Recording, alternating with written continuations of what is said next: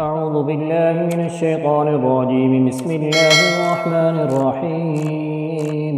وإذا قيل لهم اتقوا ما بين أيديكم وما خلفكم لعلكم ترحمون وما تأتيهم من آية من آيات ربهم إلا كانوا عنها معرضين.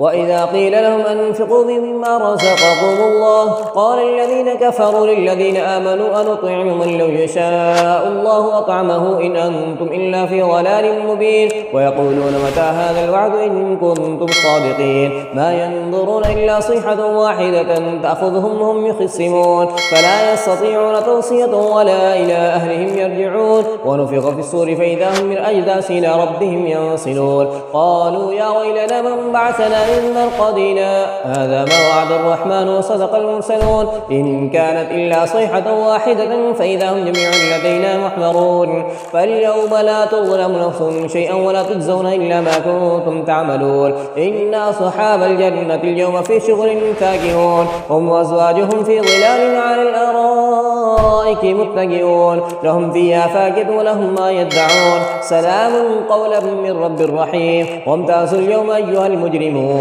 ألم أعهد إليكم يا بني آدم ألا تعبدوا الشيطان إنه لكم عدو مبين وأن اعبدوني هذا صراط مستقيم. ولقد أضل منكم جبلا كثيرا فلم تكونوا تعقلون. هذه جهنم التي كنتم توعدون اصلوها اليوم ما كنتم تكفرون. اليوم نختم على أفواههم وتكلمنا أيديهم وتشهد أرجلهم بما كانوا يكسبون. ولو نشاء لطمسنا على أعينهم فاستبقوا الصراط فأنا يبصرون. ولو نشاء لمسخناهم على مكانتهم فما استطاعوا مضيا ولا يرجعون.